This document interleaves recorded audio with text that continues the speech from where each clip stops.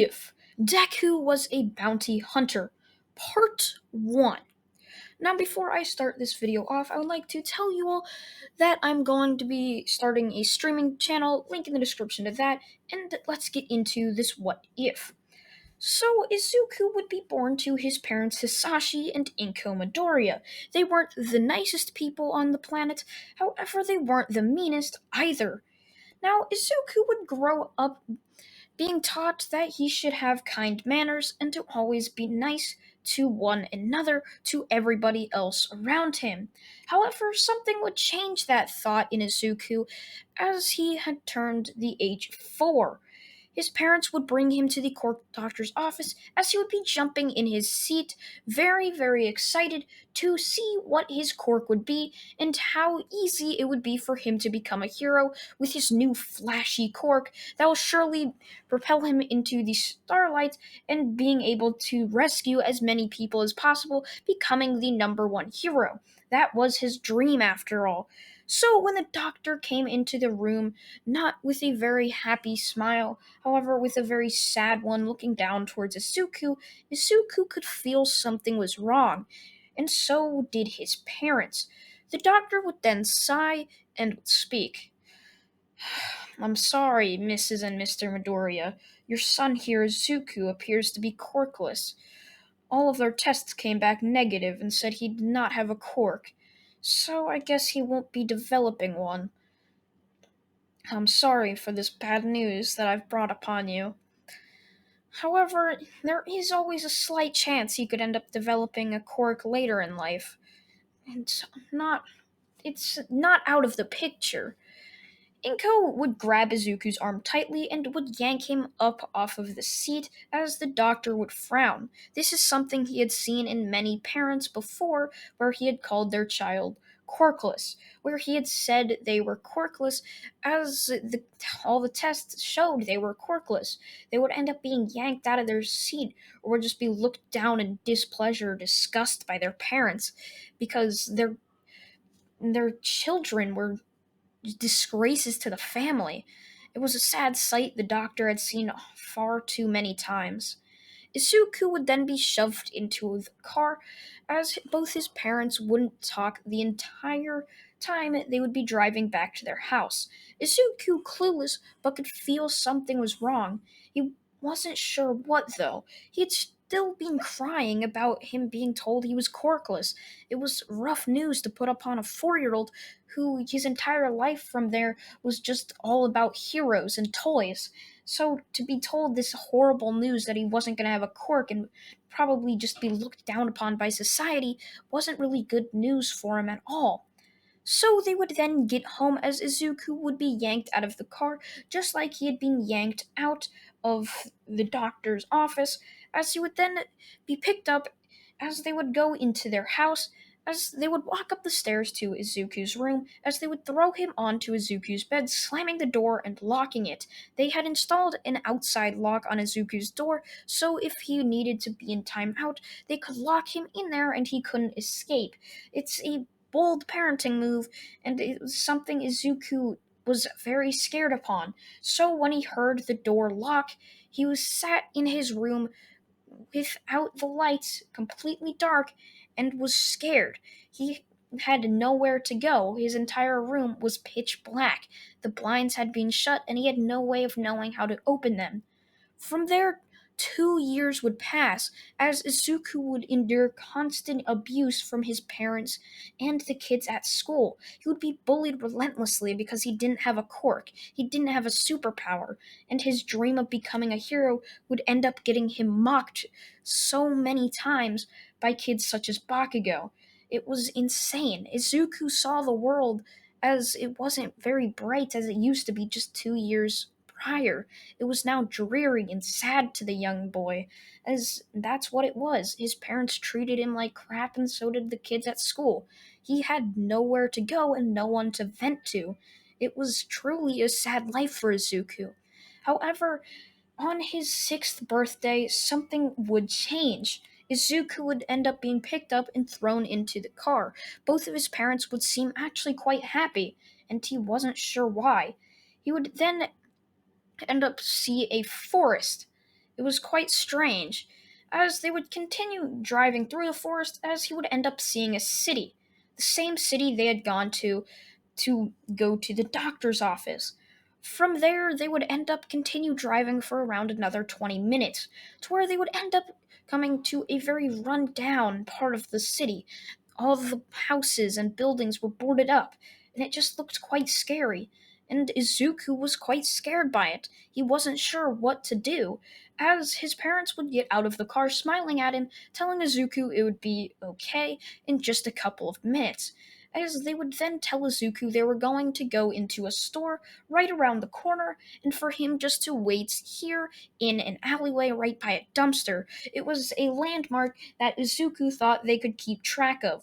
So he would sit there waiting and waiting for his parents to return. However, they just never came back. He would sit there for hours on end. However, the things he was waiting for, his parents, would never return. After around a day, he would end up getting up hungry and thirsty.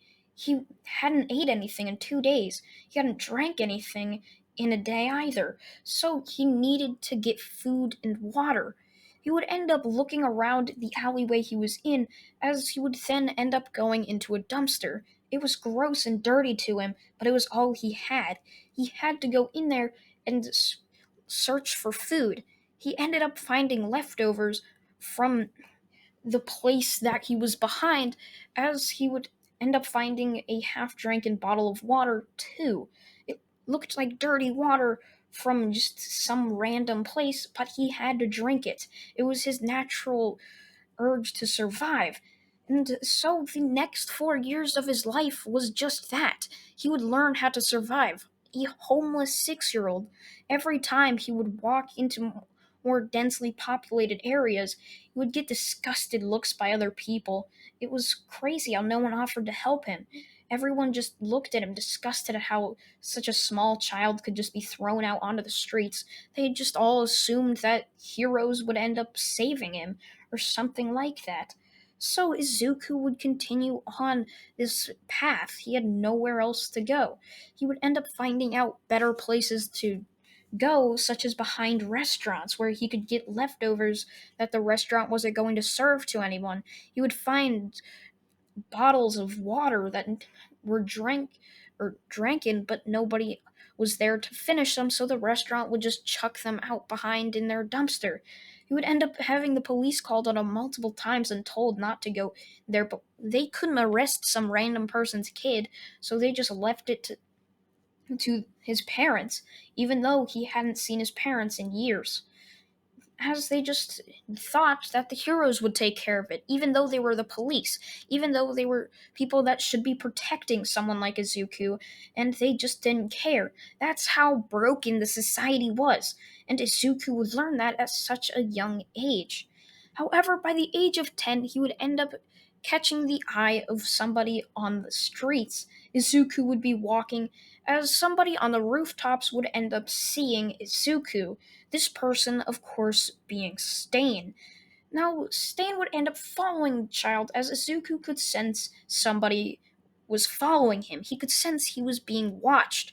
So Izuku would pick up his pace and would start to run as fast as possible, knowing that someone was trying to attack him. He had learned basic fighting skills from just fighting random people on the streets who tried to mug him or rob him, even though he had nothing on him, as people just thought he was an easy target being a child all alone.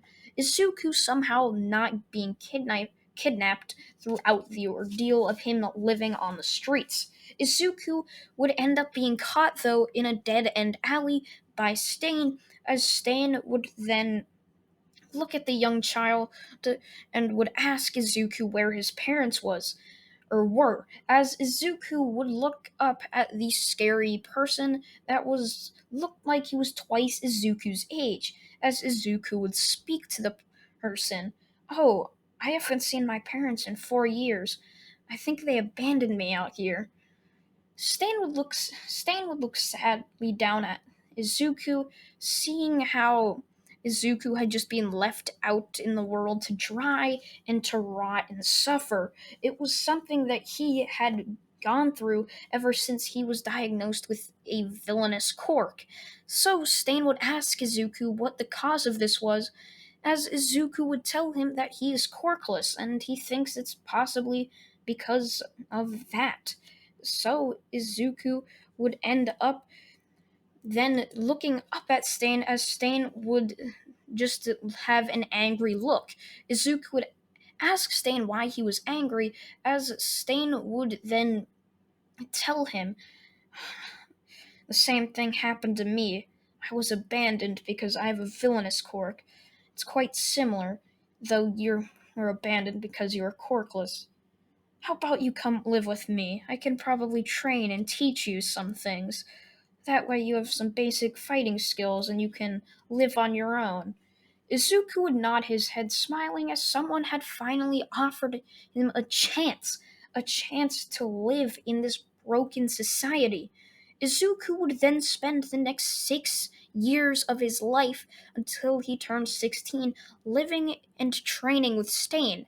Izuku had been abandoned at the age of 6.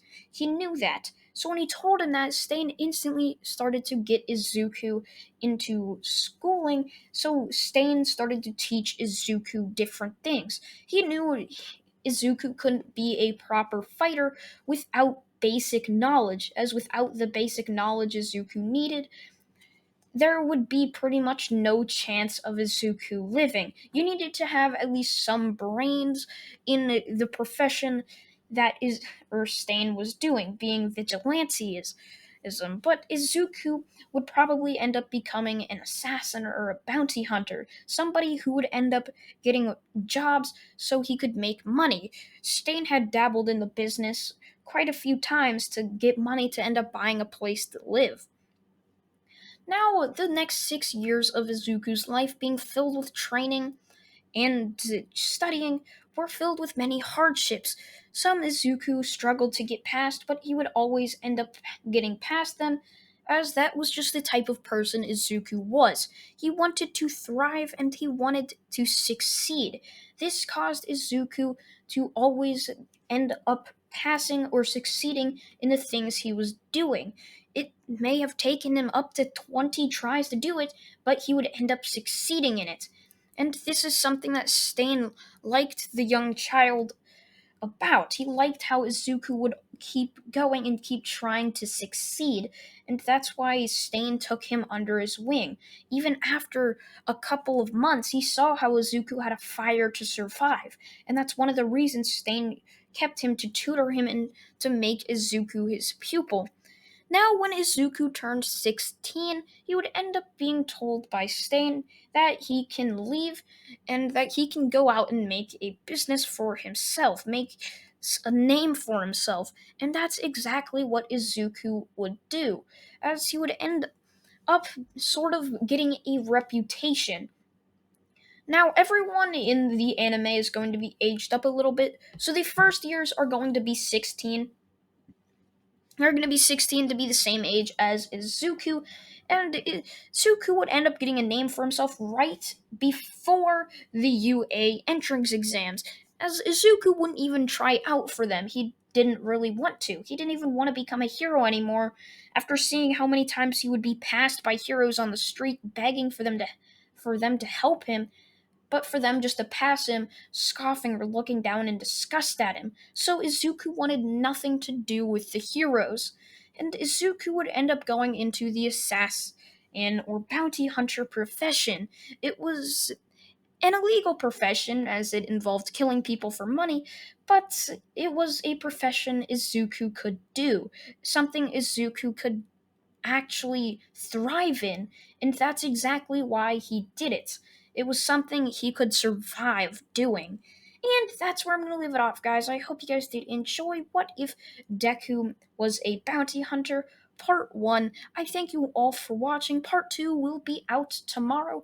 And remember, if you want to see my streams from now on, I'm going to be streaming on the link down below, the YouTube channel called Lord Duck. I'm going to be streaming on that from now on, so I'm not going to be streaming on here unless it's a what if stream.